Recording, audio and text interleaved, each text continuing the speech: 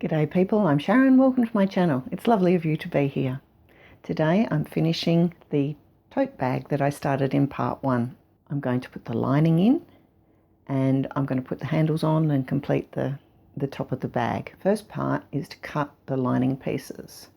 One piece is the same length as going from the top all the way underneath and back up to the top again, which we measured at 28¼ inches, which is 72 centimeters, I think. That is the length of that piece of fabric, and on the width of it you add 2 seam allowances.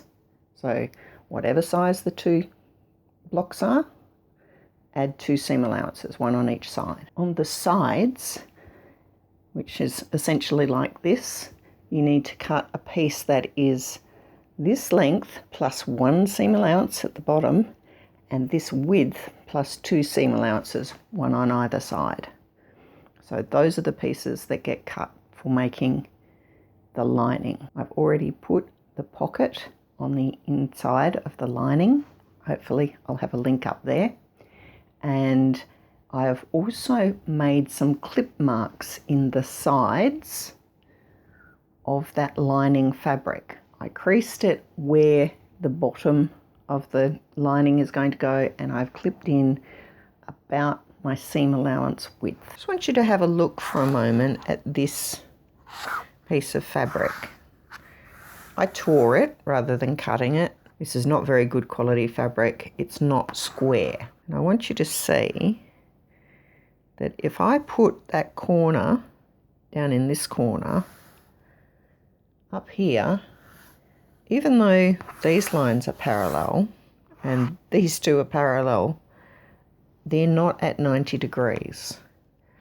And one of the things you can do with poorer quality fabrics in order to straighten them up is to grab the lower end there, the higher end here, so the ones that are sort of pulled in, and you grab hold of them and pull them.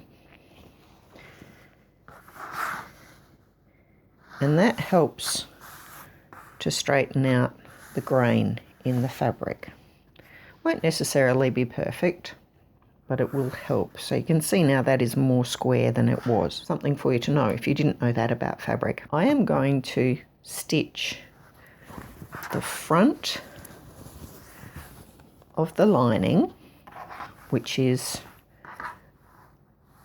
72 centimeters, 28¼ inches. That's what I needed from my measurements on the previous video. Let's have a look here. I'm pretty good where I've got my little cuts. They're what I'm planning to do for the base of it. So I'm going to put that right sides down on here and pin it at the base. Where I've got that clip, I can turn the top fabric, and that clip allows me to put that there. I'm just going to do some pinning here.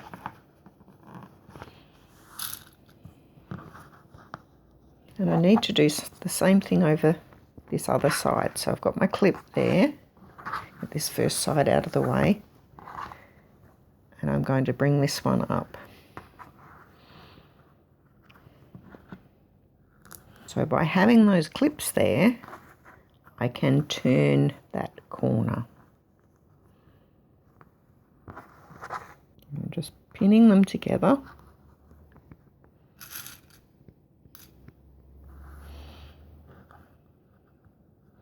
So those little clips allow me to turn the corners.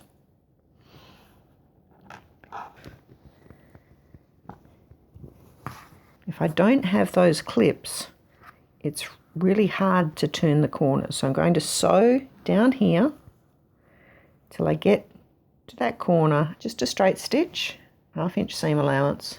That's how I'm going to get this together. I have just stitched straight across the bottom, the narrow end, and come in very close to where those clip marks are on each side. Now I can start at the bottom there, miss this bit of fabric and just come up the side. Just need to make sure that it comes in at the right point here, and then we'll have a look. I'll do that on each side and you can have a look at how this is coming together to make a three-dimensional bag. I have just sewn that on so you can see on the side piece. I've sewed across there and I've sewed those two straight edges inside the bag.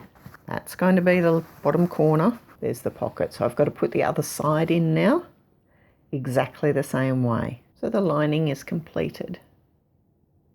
It's got its pocket in, so that was all done when it was nice and flat. And now, like the bag, the lining is done. They just need to be put one inside the other and stitched around the top edge.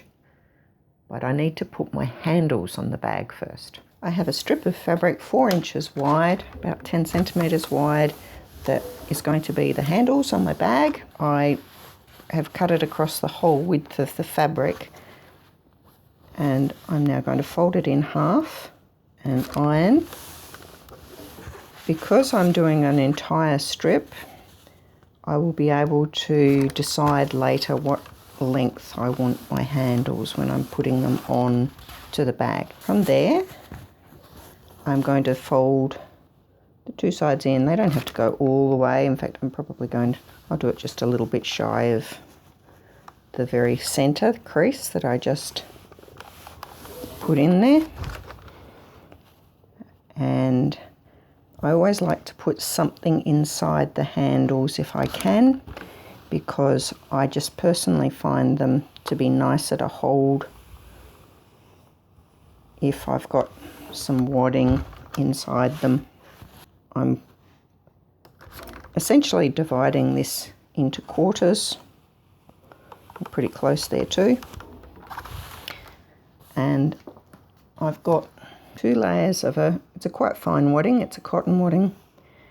I'm going to put that in one of these sides and bring it in, and the other side I can fold in and over. And then I'm going to stitch down the middle and on each edge handles, and I'll do it the whole width of the fabric, and then I can just cut them apart later on. Here's my bag, and I've cut 2 of these handles, and they're about 17 inches each. I'm fairly tall, and that's the size that I have determined I want them to be. If I put them with the side with the join down, then when it comes up, the side with the join is going to be on the top. So I don't want to do it that way. I want the side with the join to be up. At the moment, I'm actually going to put the join towards the center. And if I can use my cutting mat to help me here, if I put this center on that, then I will put this 3 inches out, which is about 7.5 centimeters, 7, maybe 8 centimeters, something like that. All of these numbers are sort of rounded because they don't have to be anything exact. It's really not important for them to be exactly so and so. Nobody is going to be looking at your bag and deciding you've got your handle set too far apart. They're just not going to be doing that. All bags are different. They can be whatever they want. So having pinned that on, I'll pin the others on the other side, and I'm just going to stitch along that line there. And then having done that, I'm going to stitch about 1 inch or 2.5 centimeters further out from that. And I'm doing that because I want the bag handles to be firmly attached. When they go up, they will then be shorter, and they will also be very, very firmly attached to the bag. That's important to me. I've got the handles on, and it's about an extra inch. Makes it a bit thick there, but I really do like to make sure that handles are firmly on my bags. Once the handles are on the bag, place the lining with the right side with the pocket inside the bag, just how it's going to end up, and then stitch all the way around the top edge.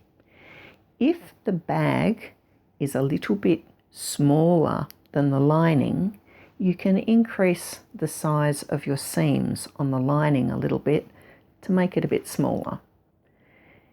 It's usually easier to stretch the lining out to the bag, as long as it's not too far, because the lining will stretch and the bag, being a quilted item with multiple layers, won't. Once the lining was stitched into the bag, I did a binding around the top, and that binding is exactly the same way that you do a quilt binding.